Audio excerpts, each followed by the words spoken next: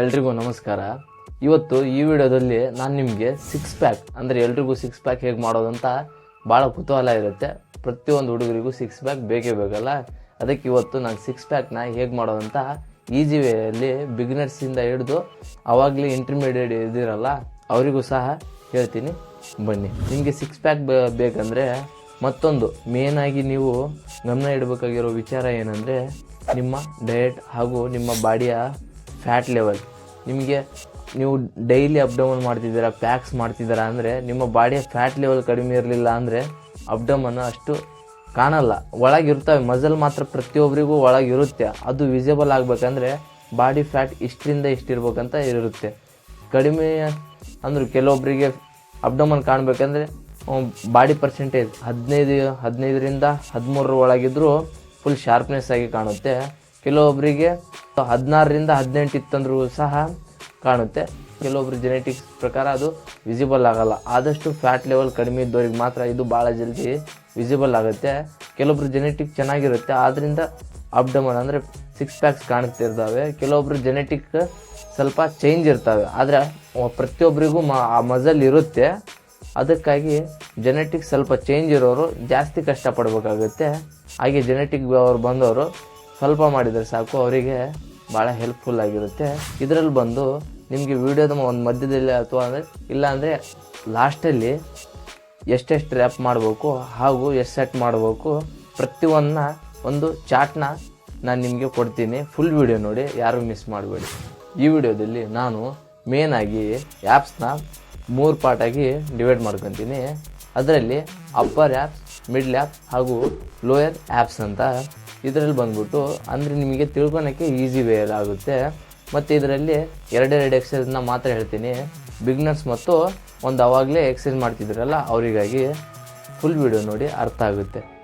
First ಒಂದು ಬಂದ್ಬಿಟ್ಟು upper apps ಮತ್ತು ಮಿಡ್ಲ್ ಆ್ಯಪ್ಸ್ ಇವೆರಡಕ್ಕೂ ಒಂದೇ ಎಕ್ಸಸೈಸ್ ಆಗುತ್ತೆ. ಆದಷ್ಟು ಎರಡು ಮಸಲ್ ಇದ್ದಾವೆಲ್ಲ ಒಂದು ಎಕ್ಸಸೈಸಲ್ಲಿ ಟ್ರೈನಪ್ ಆಗುತ್ತೆ. ಹಾಗಾಗಿ ನೀವು ಈ ಎಕ್ಸಸೈಸ್ನ ಮಾಡ್ಬೋದು. ಬಿಗಿನರ್ಸ್ ಆಗಿದ್ದರೆ ನೀವು ಈ ರೀತಿಯಾಗಿ ನೆಲದ ಮೇಲೆ ಮಲಗಿ ಆಫ್ ಕ್ರಂಚಸ್ನ ಮಾಡ್ಬೋದು.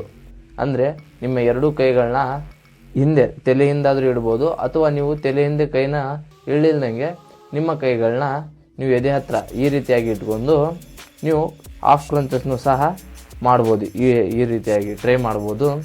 ನೆಕ್ಸ್ಟ್ ಒಂದು ಬಂದ್ಬಿಟ್ಟು ಆವಾಗಲೇ ನೀವು ಇಂಟರ್ಮೀಡಿಯೇಟ್ ಇದ್ದೀರಾ ಅಂದರೆ ಬಿಗಿನರ್ ಲೆವೆಲಿಂದ ಸ್ವಲ್ಪ ಆವಾಗಲೇ ಎಕ್ಸಸೈಸ್ ಮಾಡ್ತಿದ್ದೀರಾ, ಆವಾಗಲೇ ಅಬ್ಡಮನ್ ನಿಮ್ಮದ್ರಲ್ಲಿ ಸ್ಟ್ರೆಂತ್ ಲೆವೆಲ್ ಇನ್ಕ್ರೀಸ್ ಆಗಿದೆ ಅಂತ ನಿಮಗೆ ಅನಿಸಿದರೆ ನೀವು ಫುಲ್ ಕ್ರಂಚಸ್ ಮಾಡ್ಬೋದು. ಆವಾಗ ನಿಮ್ಮ ಅಪ್ಪರ್ ಆ್ಯಪ್ಸ್ ಹಾಗೂ ಮಿಡ್ಲ್ ಆ್ಯಪ್ಸ್ ಇಲ್ಲಿ ಟ್ರೈನ್ ಆಗುತ್ತೆ.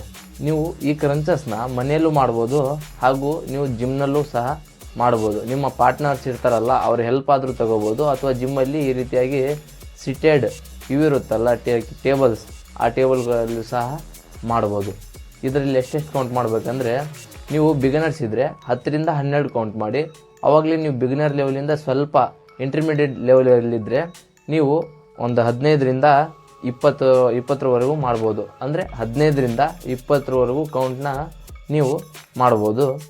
ನೆಕ್ಸ್ಟ್ ಒಂದು ಬಂದ್ಬಿಟ್ಟು ಲೋಯರ್ ಅಬ್ಡಮನ್ ಅಂದರೆ ನಿಮ್ಮ ಹೊಕ್ಕಳಿನ ಕೆಳಭಾಗದ ಅಥವಾ ನಿಮ್ಮ ಹೊಕ್ಕಳಿನ ಅಕ್ಕಪಕ್ಕದಲ್ಲಿ ಆದಷ್ಟು ಅಬ್ಡಮನ್ ನಿಮ್ಮ ಜೆನೆಟಿಕ್ ಹೇಗಿರುತ್ತೋ ಆ ರೀತಿಯಲ್ಲಿ ಬಂದಿರುತ್ತೆ. ಹಾಗಾಗಿ ನಿಮ್ಮ ಲೋಯರ್ ಅಬ್ಡಮನ್ ಟ್ರೈನ್ ಮಾಡೋದಕ್ಕೆ ಈ 2ರಿಂದ 3 ಎಕ್ಸಸೈಸ್ ನೀವು ಮಾಡಿದರೆ ಭಾಳ ಬೆನಿಫಿಟ್ ಇರುತ್ತೆ. ಫಸ್ಟ್ ಒಂದು ಬಂದ್ಬಿಟ್ಟು ಫ್ರಂಟ್ ಲೆಗ್ ರೈಸಸ್. ಅಂದರೆ ನೀವು ಬಿಗಿನರ್ಸ್ ಇದ್ದರೆ ಈ ರೀತಿಯಾಗಿ ನೆಲದ ಮೇಲೆ ಮಲಕ್ಕೊಂಡು ನೀವು ಒಂದೊಂದೇ ಲೆಗ್ನ ಈ ರೀತಿಯಾಗಿ ಟ್ರೈನ್ ಮಾಡ್ಬೋದು. ಅಥವಾ ನೀವು ಸ್ವಲ್ಪ ನಿಮ್ಮಲ್ಲಿ ಸ್ಟ್ರೆಂತ್ ಇದೆ, ನೀವು ಸ್ವಲ್ಪ ತೆಳ್ಳಗಿದ್ದೀರಾ ಅಂದರೆ ನೀವು ಆರಾಮಾಗಿ ಈ ಎಕ್ಸಸೈಸ್ನ ಈ ರೀತಿಯಾಗಿ ಲೆಗ್ ರೈಸ್ನ ಮಾಡ್ಬೋದು. ಈ ಎಕ್ಸಸೈಸ್ನ ಮಾಡಬೇಕಾದ್ರೆ ನಿಮ್ಮ ಸೊಂಟದ ಮೇಲೆ ಸ್ವಲ್ಪ ಗಮನ ಇರಲಿ.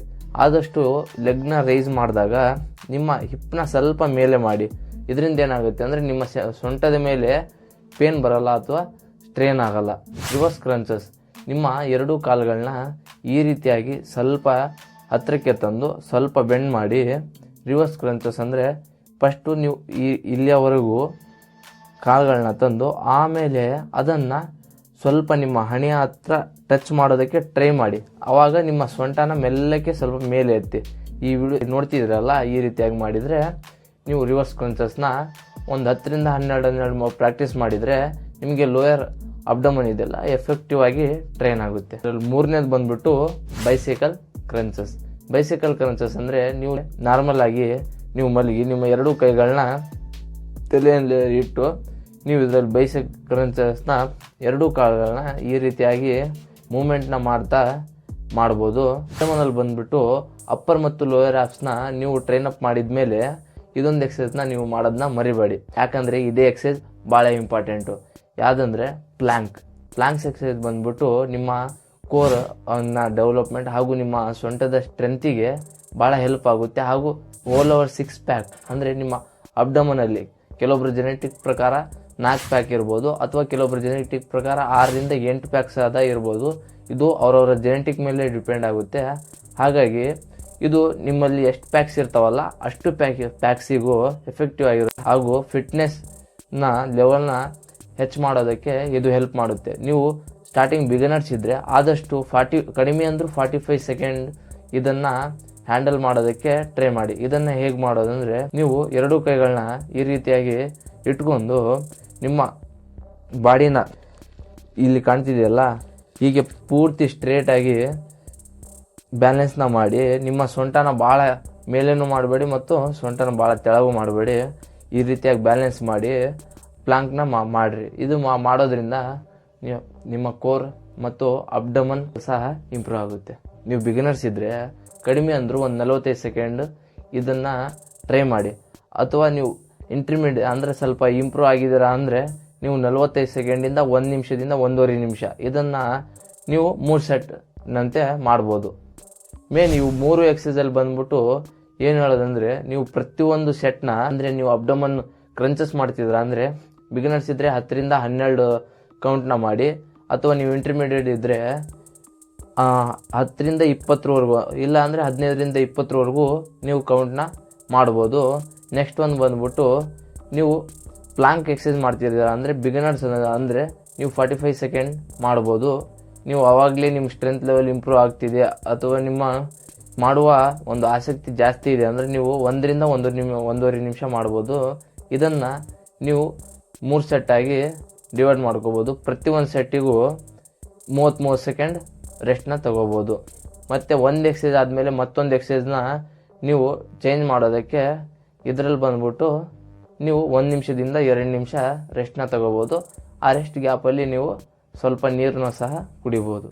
ಫುಲ್ ವಿಡಿಯೋ ನೋಡಿರೋದಕ್ಕೆ ಎಲ್ರಿಗೂ ಥ್ಯಾಂಕ್ಸ್. ಲೈಕ್, ಶೇರ್, ಸಬ್ಸ್ಕ್ರೈಬ್ ಮಾಡಿ ಪ್ಲೀಸ್. ಹೊಸ ಅಕೌಂಟ್ ಸಪೋರ್ಟ್ ಮಾಡಿ.